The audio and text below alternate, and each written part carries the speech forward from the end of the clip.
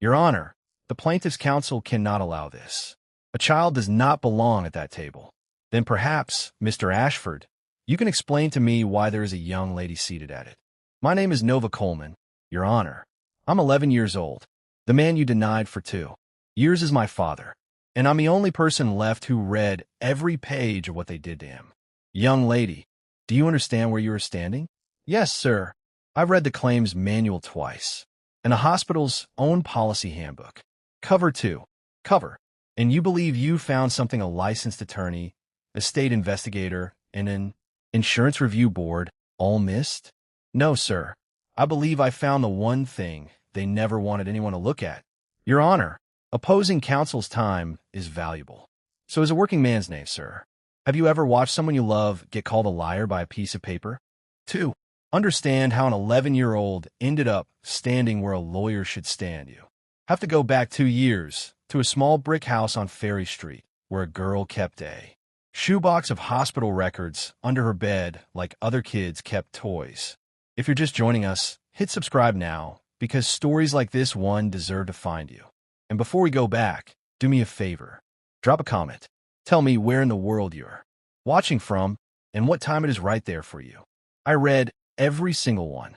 Now let's go back to where it started. 2 years earlier, the Coleman house on Ferry Street had a bent mailbox and a porch light. That buzzed when it rained. Marcus Coleman had worked the loading docks at Palmetto, freight and logistics for 14 years. Not one write-up, not one late shift. He knew every forklift on that floor by the sound of its engine, the way other men knew their own children's footsteps. He was the kind of man who noticed things. When a new guy on nights kept stalling out on the West Dock, Marcus stayed an extra hour, unpaid, showing him how to read the load, without tipping it. When old Henry from receiving had his knees give out, Marcus carried his half of the count sheets for 6 months and never once mentioned it. People don't need you bragging on kindness, he liked to say. They need you doing it quiet.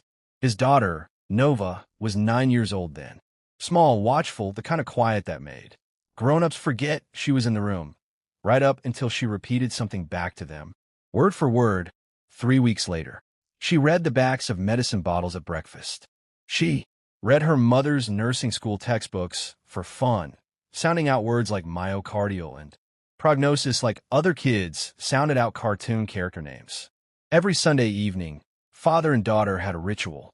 2 lawn chairs on the porch, 2 cups of sweet tea, and Marcus would ask her one question pulled from whatever he'd read that week in the Union newsletter.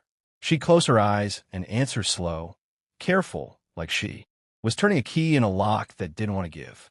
Paperwork lies easier than people, Marcus used to tell her. That's why you read it twice. Remember that. It will matter more than either of you could know. On a Tuesday in October, a forklift on the East Dock lost its brakes on a downslope loading ramp. Marcus was standing between it and a stack of pallets holding 11 months of frozen goods, and the only reason it didn't kill him was that he threw himself sideways at the last half second. It still caught his hip and his lower back. It still put him on the concrete, screaming, in front of 6 other men who would spend the rest of their lives remembering the sound he made. An ambulance came. A supervisor called it in at 4:52 p.m.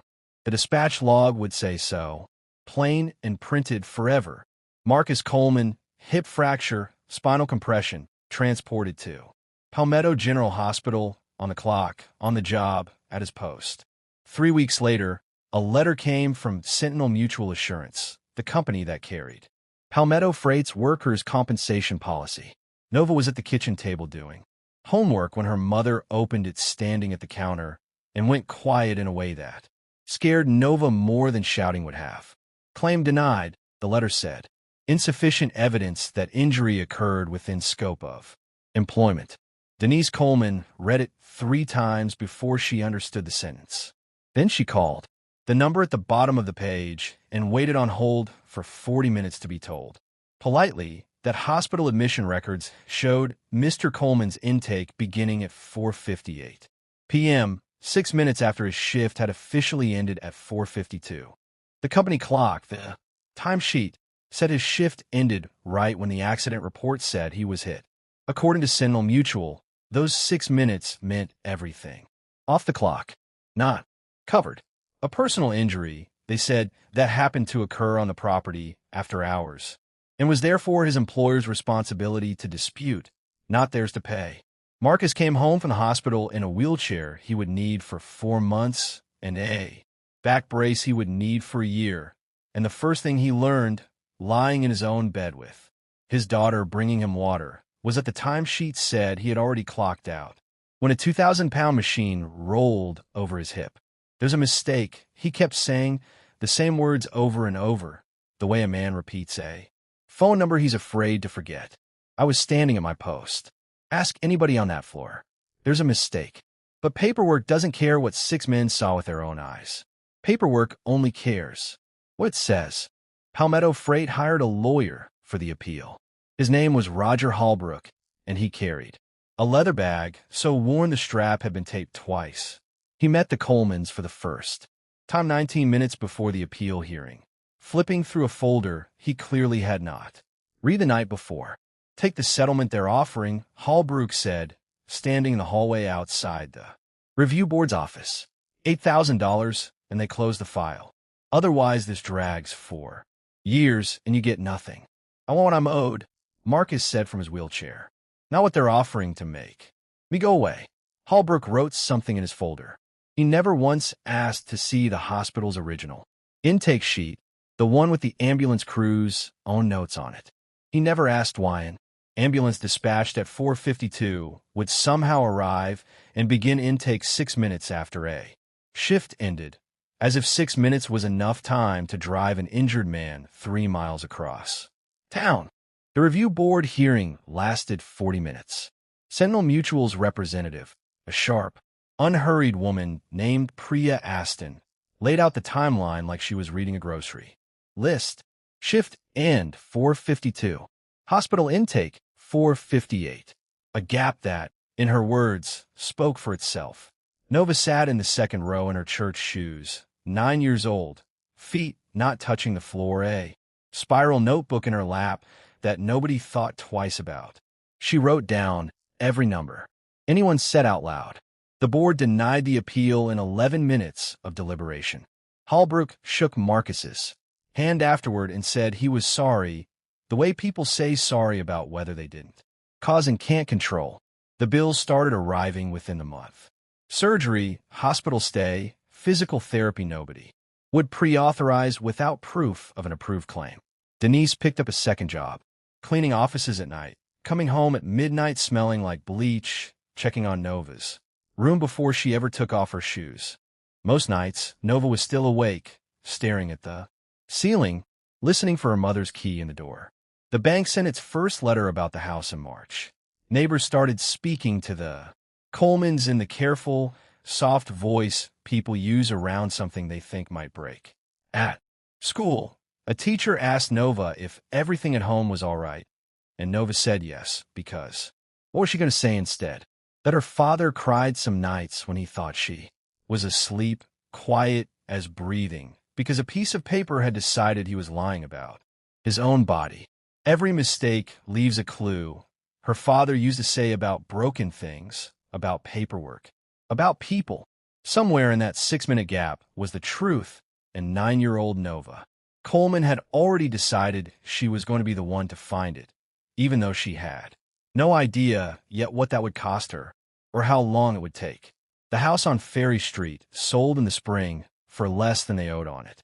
They moved into a 2-bedroom apartment above a laundromat, where the dryers thumped through the floor until 11 at night, and the hallway smelled permanently of fabric softener. Denise gave Nova the bedroom and slept on a pull-out in the front room, and never once called it a sacrifice.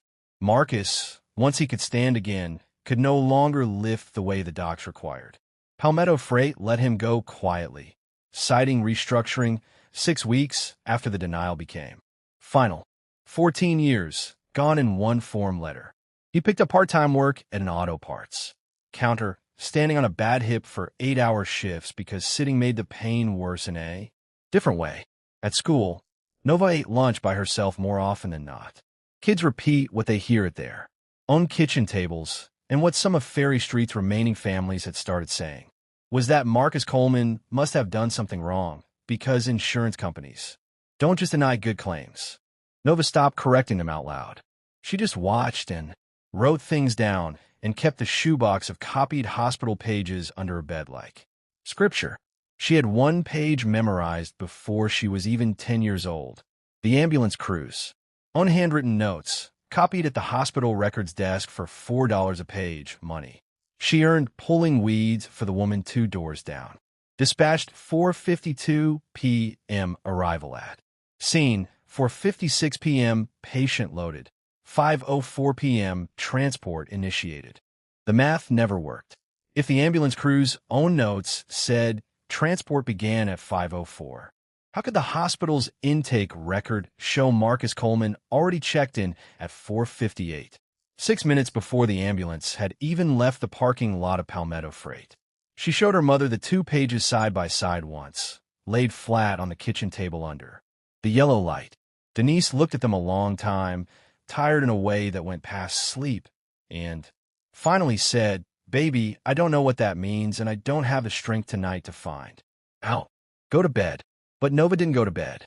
She sat at the kitchen table with a school ruler, drawing a straight line under the 2 numbers that didn't match, and somewhere in that apartment above the thumping dryers, a 10-year-old girl decided that grown-ups had stopped looking, and she hadn't. The question came on a Wednesday, over a dinner of noodles stretched to last 2 more nights than it should have. "Mom, what exactly is a medical record? Is it just what a doctor writes down, or is it something else?" Denise looked up, caught off guard by the shape of the question, the way it wasn't asked like a child's question at all. "What do you mean, baby?" I mean, Nova said, "Can it be wrong on purpose? Or can it only be wrong by accident?" Denise didn't have an answer. Her daughter was 10 years old, and she was asking the way an auditor asks, not the way a kid asks. The next Saturday, Nova rode the bus alone to the downtown public library, a squat brick building with a reading room that smelled like dust and old glue. She asked the woman at the front desk, a heavy-set woman named Ms. Odell, where they kept the books about hospital records. Ms. Odell pointed her toward a shelf of health encyclopedias for children. "No, ma'am," Nova said politely. "The real ones. The ones for people who work there." Ms.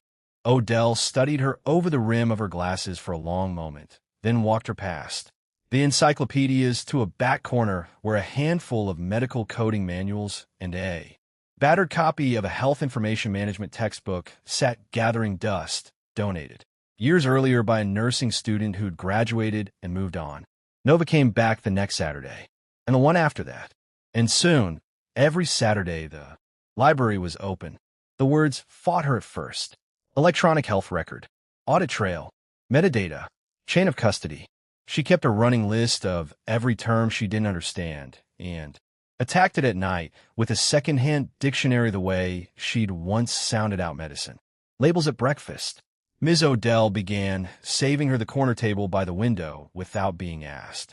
When another patron complained that a child shouldn't be hauling around textbooks meant for hospital administrators, Ms. Odell said the girl could read whatever she wanted on her own library card and dared anyone to make it her business. Months passed. Nova filled one notebook, then a second. She learned that hospitals didn't write records with a pen anymore. Most kept them on computer systems, and those systems, she learned, kept something called a log, a hidden second record of every single time a document was opened, touched, or changed, and when. A record most patients never knew existed because most patients never asked to see it. She learned the exact language for what she wanted. Audit log, time-stamped edit history. She wrote a letter to the hospital's records office requesting a full copy of her father's file under the state's patient records access law and rewrote that letter 9 times until it sounded like it came from an adult. The copying fee came to $26, which she earned collecting cans for the recycling center on weekends, a nickel at a time. The envelope came back 6 weeks later, 40 pages thick. Admission forms, nursing notes, physician orders. The same intake time, 4:58 p.m., printed clean and official on every single page, like a fact that had simply always existed. She read it the way her father used to listen, to a stalling engine, slow, patient, waiting for the one note that didn't belong. She did not tell Marcus any of it. Not yet.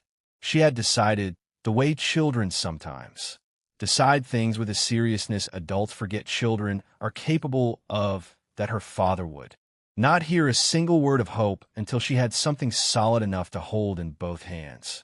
It was Ms. Odell who finally introduced her to someone who could go further than a library.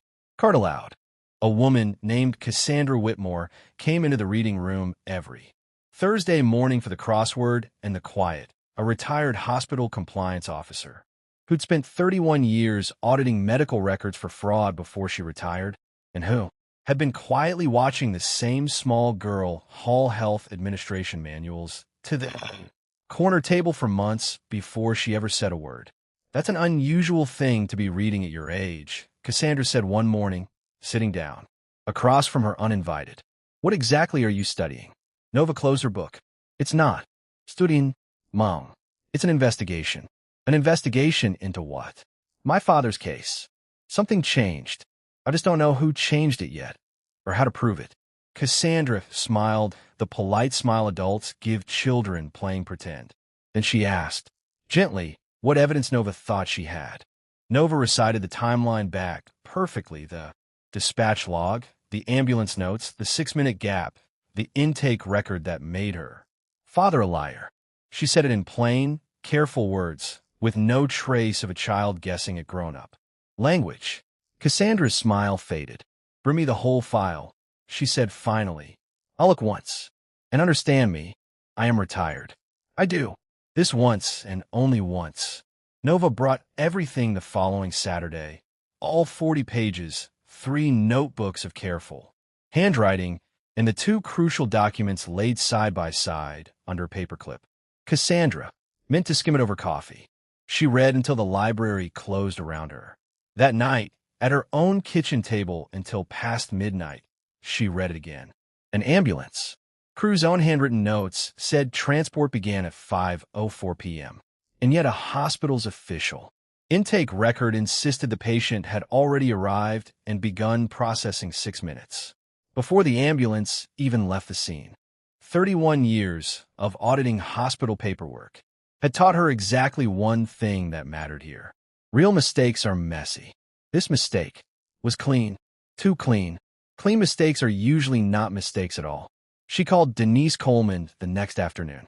Mrs. Coleman, my name is Cassandra Whitmore. I spent 3 decades finding exactly this kind of thing for a living, and I would like to help your family. No, there's no fee. Please don't insult me by asking twice. That Sunday, at the Coleman's kitchen table, Cassandra laid out the hard truth for all of them. The law does not care that the appeal lawyer was careless, she said. It does not care that the case was thin the first time. To reopen this, we need something new, something no board has ever actually looked at. Something new. Nova went to her room that night and sat with the 2 pages spread out under her desk lamp until her eyes burned, staring at a printed timestamp she had stared at 1,000 times before, waiting for it to finally say something different. The discovery came on a Thursday night, a few minutes past 11. Denise was asleep on the pull-out. Nova sat at her desk with the printed intake sheet in one hand and a term sheet, copied from Cassandra's old textbook, in the other. Every electronic record leaves 2 timestamps, the textbook said, the one a person can edit and print, and the one hidden underneath it, that the software itself writes down the moment anything is touched. A timestamp no one operating the system is supposed to be able to erase. She had requested the printed report a dozen times. She had never once requested the file's own internal history, because for a year she hadn't known such a thing could be asked for by name. She wrote a new letter that night, the 10th or 11th she'd sent to that hospital, this one, asking for something specific in the exact legal language the textbook used. The complete system-generated audit trail for the electronic file, including all timestamps for creation, access, and modification, not merely the final printed summary. It took the hospital's records office 7 weeks to respond, and when the second envelope arrived, it was thinner than she expected, just 4 pages, dense with rows of computer-generated code that meant nothing to her eye at first glance. She carried it straight to Cassandra's kitchen table without even reading it fully herself. Cassandra put on her glasses and went down the rows slowly, one finger tracing each line. Record created, she read aloud. Timestamp, 5:09 p.m. The same day. Field modified. Admission time. Original value, 5:09 p.m. New value, 4:58 p.m. Modified by, she paused. There. Modified by user ID, S/M/A, 441. Modification timestamp, 3 days later, 9:47 in the morning. The room went very still. The record had been created, honestly, at 5:09 p.m., the same minute the ambulance crew's own dispatch notes would put Marcus Coleman arriving at the hospital doors. That was the true story, the one that lined up with every other clock in the case. And 3 days later, someone had gone in and changed only one field, the admission time, backward to 4:58, a full 11 minutes earlier, just early enough to fall before his shift ended. User ID SMA, Cassandra said quietly. That's not a doctor's login format. That's not a nurse's either. I've seen that prefix before, 30 years ago, in a different hospital system, in a different state, but the same 3 letters. That's a records liaison code. Someone who works for the insurer, not the hospital, with limited system access granted for claims. Verification purposes only. Someone who is supposed to only be able to read the file, not touch it. Nova sat back slowly. Sentinel Mutual, she said. Cassandra didn't answer right away. 40 years of paperwork had taught her that a clean fraud rarely announces itself twice, but this one just had. We're not entirely sure yet, Cassandra said carefully. That code needs to be tied to an actual name before it means anything in a courtroom. But somebody with insurance company access went into your father's hospital file 3 days after it was created and changed. Exactly the one number that made this case worth $8,000 instead of what it was actually worth. That's not an accident, sweetheart. Accidents don't know exactly where to cut. Cassandra spent the following month doing something she'd sworn she'd never do again. Calling in old favors from her 31 years in the business, until a former colleague quietly confirmed what the code likely traced back to a claims review contractor who did piecework for insurers across the region, cross-referencing hospital systems for exactly this kind of adjustment, always small, always under the radar, always just enough to shift a 6-figure claim into a denial. She filed a formal request to reopen Marcus Coleman's case, this time not with the review board that had already failed him once, but with the state's insurance fraud division, attaching the audit trail as new evidence never previously presented. Nova read every page before it went out. She found one typo and a date and fixed it herself with Cassandra's pen. 6 weeks of silence followed. Nova checked the mailbox every single day before she checked anything else in her life.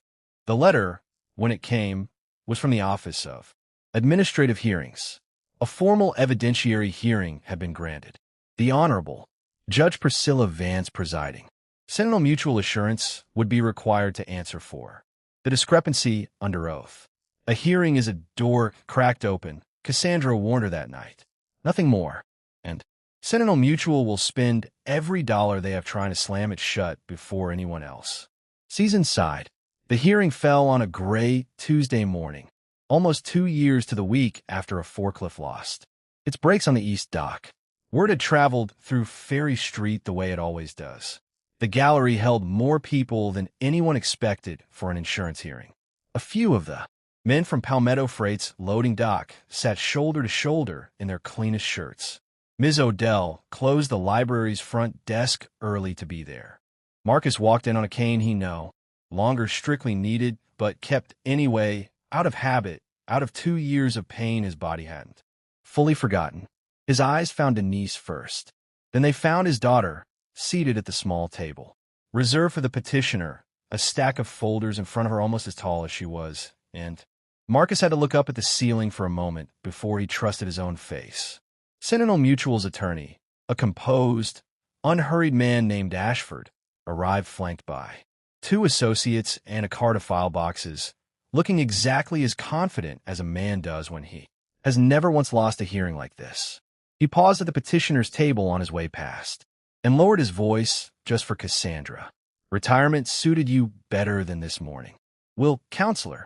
Then it should be a short morning, Cassandra said, without looking up. Judge Priscilla Vance took the bench precisely on the hour. She had a reputation in that building, patient but exacting, with no tolerance for theater of any kind. Cassandra rose first.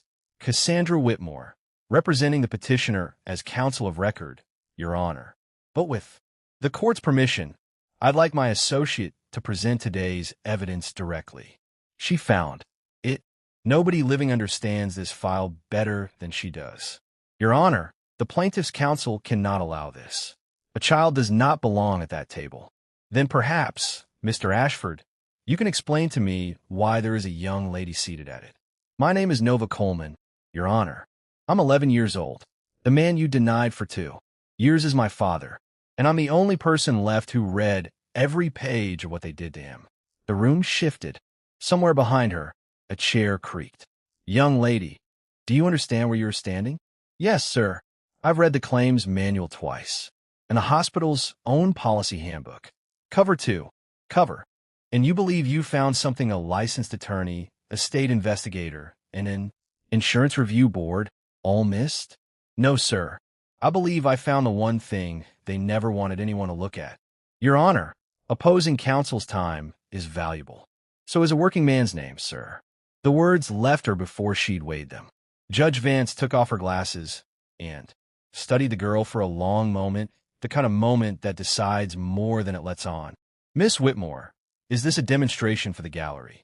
No, Your Honor. It is the opposite of 1. The court retains full discretion over who addresses it in a hearing of this kind. MS. Coleman will speak under my direct supervision, and only within limits I set. I will allow it, Vance said finally. Under supervision. Young lady, this hearing runs on rules. Break 1, and you sit down. Are we clear? Yes, ma'am. The clerk brought a wooden step stool so the podium wouldn't swallow her whole. Nova climbed it, opened her folder, and for one terrible second her voice caught her throat. Before a single word came out, somewhere in the gallery a chair creaked again, and a man in the back row let out a short, disbelieving laugh that landed on her like cold water. She found her father's eyes across the room.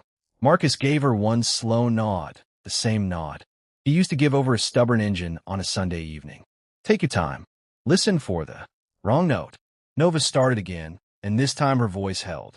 Your Honor, the petitioner submits Exhibit A, the hospital's printed admission record showing intake at 4:58 p.m.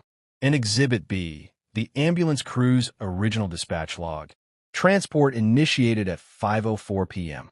We are not asking the court to imagine anything new.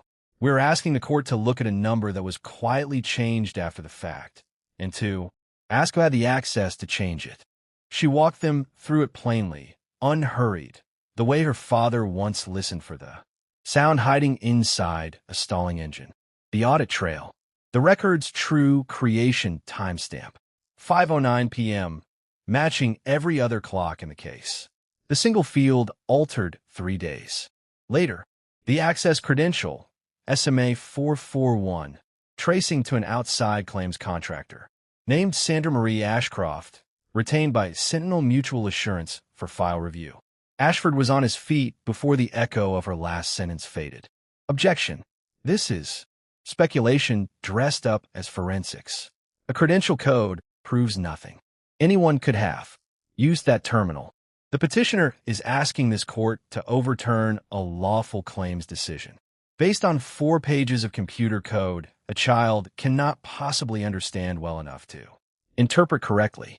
He turned to the bench, buttoned his jacket, and spoke with the calm of a man who had won. This exact argument 100 times. Sentinel Mutual denied this claim based on documented, time-stamped hospital records, Your Honor. That is evidence. A homemade audit theory is not. Mr. Ashford raises a fair question, Judge Vance said. A modified field alone tells this court very little without someone to speak to what that modification means and who made it. Is the person behind that credential on today's witness list? Yes, Your Honor, Novus said. Miss Sandra Marie Ashcroft. She's on our list, and she's here. Vance checked the roster, then the clock on the courtroom wall. We'll hear from her after a short recess. 15 minutes. The gavel came down, and the room exhaled all at once. 15 minutes in a courthouse hallway can feel like a lifetime. Denise found a bench near the water fountain and held her daughter's hand the way she'd held it once at a funeral, tight enough to anchor them both. Nova watched everything. She watched Ashford's associates huddled near the elevator, heads bent together. She watched Sandra Marie Ashcroft sitting alone at the far end of the hall, turning a paper coffee cup in her hands, eyes fixed on the floor tiles. Twice, Ashcroft stood up as if to leave the building entirely. Twice, she sat back down. Then Nova saw something that dropped her stomach. One of Ashford's associates, a tall man with a red folder under his arm, walked the length of the hall and sat down beside Ashcroft. The conversation lasted almost 4 minutes. The associate did all the talking. Ashcroft kept shaking her head, smaller each time, like someone being talked out of a fact she'd never even said out loud yet. Nova tugged on Cassandra's sleeve and told her what she'd seen. Cassandra's expression didn't change, which frightened Nova more than anger would have. Listen to me now, Cassandra said, pulling her into the small attorney's conference room off the hallway. Everything we have runs through that frightened woman with a coffee cup. The audit log means nothing unless she admits, under oath, what her access actually allowed her to do. If she says she doesn't recall, if she says the system must have glitched, the whole thing turns back into a smudge, and this door only opens once. She said it in her statement to the claims division that her access was for verification only. Nova said, it's right there in her own onboarding paperwork. Fear edits memory, Cassandra said quietly. And that woman has had 3 years in one hallway conversation to get scared enough to forget her own paperwork. She crouched down until her eyes were level with Nova's, joints cracking. The judge is letting you ask the questions. That was your evidence, and you're right, and I fought hard to make it part of the arrangement. But understand what that means. Ashford will object too. Everything he can. Vance's patience is not unlimited. You will get one clean question before they close ranks around her. Maybe only one. Then I only need one, Nova said. Which one? You wrote out 8. Nova reached into her folder and pulled out a single sheet of notebook paper. 7 of the 8 questions had pencil lines drawn through them. She had crossed out the 8th on the ride over that morning and written a new one below it in small, careful letters. She turned the page around so Cassandra could read it. Cassandra read it twice, then sat back slowly. You're not going to ask her about the timestamp at all, she said. No, ma'am, Nova said. If I ask her about the timestamp, she gets to say she doesn't remember. People always remember other things better. For a long moment, Cassandra just looked at her, this girl in a borrowed blazer who had taught herself audit trails and access credentials out of a donated textbook because the grown world had quietly moved on without her father. 31 years of reviewing paperwork for fraud had taught Cassandra that this kind of question was either brilliant or it would fall apart in the woman's hands. She genuinely could not tell which. That had only happened to her twice before in her whole career. A knock came at the door. The bailiff's voice, flat and routine. Court's back in 5. Denise was waiting in the hall. She knelt down and straightened the collar of Nova's blazer. And for one moment, her daughter wasn't a legal associate at all, just a little girl. And Denise's hands trembled on the fabric. Whatever happens in there, she whispered, your father already got back the thing he lost 2 years ago. Somebody finally fought for him. The doors to the hearing room opened. Sandra Marie Ashcroft rose from her bench like a woman walking toward her own sentencing. and folded small in Nova Coleman's pocket was one single question. Sandra Marie Ashcroft took the oath with a dry mouth and sat down like the chair might not hold her. Judge Vance looked toward the petitioner's table. Young lady, the court will allow you to examine the witness within limits. Make it count. Nova climbed the wooden step. She left the folded page in her pocket because she already knew it by heart, and she looked at the nervous woman in the witness chair the way her father used to listen for the wrong note in a stalling engine. Patiently, almost kindly. Miss Ashcroft, when Sentinel Mutual assigns you a claims file to review, what exactly does your access credential allow you to do inside a hospital's record system? Ashford rose halfway. Objection. Relevance. The entire theory here is about a modified field, and counsel is asking about general job duties. It goes directly to what her credential is capable of, Your Honor, Nova said. I'll allow it, Vance said. Answer the question. Ashcroft blinked. Of everything she'd braced herself for in that hallway, this wasn't it, and that was exactly the point. There was nothing frightening in the question.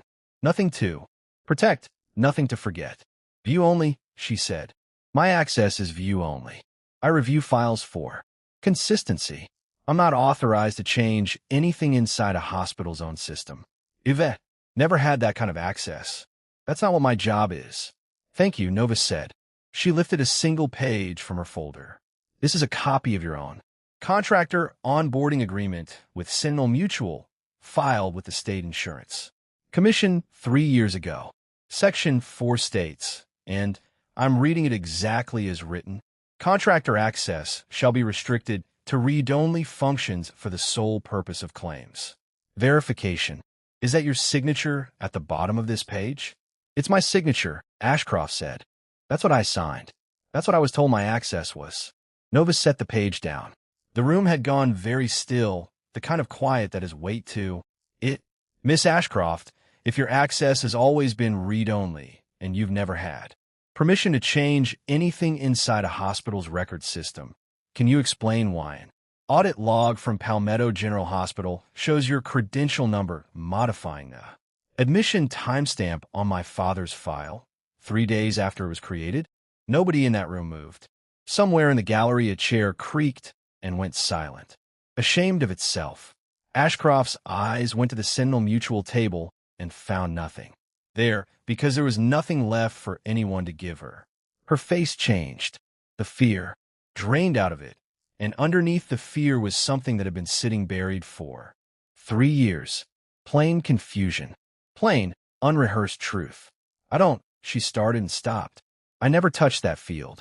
I remember pulling that file up on my screen to review it because my supervisor flagged it as high value over a certain dollar threshold and asked me to confirm the numbers before it went to the denial team. I looked at it. I didn't edit it. I wasn't supposed to be able to edit it. Judge Vance leaned forward. Miss Ashcroft, the court has a question of its own. Who is your supervisor, and did that supervisor have your login credentials at any point that day? The answer came out of her slowly, like something she was relieved to finally set down after 3 years of carrying it without knowing its weight. My supervisor is Priya Aston, she said. She oversees the high-value denial queue. She was standing behind me that day when I pulled the file up. She asked me to step away for a few minutes to take another call. My session was still open on the screen when I left the desk. Cassandra was already on her feet. Your Honor, Petitioner's Exhibit C, the building zone. Contractor access log, showing Miss Ashcroft's badge exiting the review floor at 9:40. One that morning and re-entering at 9:53. 12 minutes unaccounted for with her terminal session left open and logged in. And Exhibit D, Priya Aston's own performance record with Sentinel Mutual, showing a documented bonus structure tied to claims. Successfully moved from approval into denial before the 90-day payout window closes. Every clock in this case agrees, Your Honor. The ambulance log, the hospital's own true creation timestamp, and now this witness's own memory. Every record lines up, except the one number someone reached across a screen and changed in 12 unaccounted minutes. At the petitioner's table, Marcus Coleman sat with his fists pressed together beneath his chin, shaking, while 2 years of his own name were finally handed back to him, one exhibit at a time. Ashford fought. He questioned the chain of custody on the access log. Cassandra had it, notarized, 3 copies. He suggested the 12-minute gap could mean anything. A bathroom break, a phone call, nothing more. He argued that no one could prove Priya Aston herself had touched the keyboard, only that the opportunity existed. He heard the weakness in his own argument as it left his mouth, heard the gallery hear it too, and stopped mid-sentence. For the first time in longer than anyone in that room could remember, Sentinel Mutual's attorney stood with nothing left to say. No further questions, he managed and sat down. Nova gathered her single page and stepped down off the wooden stool. She looked very small walking back to the petitioner's table, and the silence she walked through felt enormous. Judge Vance studied the exhibits for a long moment, the audit log, the access badge record, the signed onboarding agreement that promised a system incapable of doing exactly what it had done. The court will take a short recess, she said, and return with its ruling. The recess lasted 35 minutes. Nobody left the room. Nobody risked losing their seat.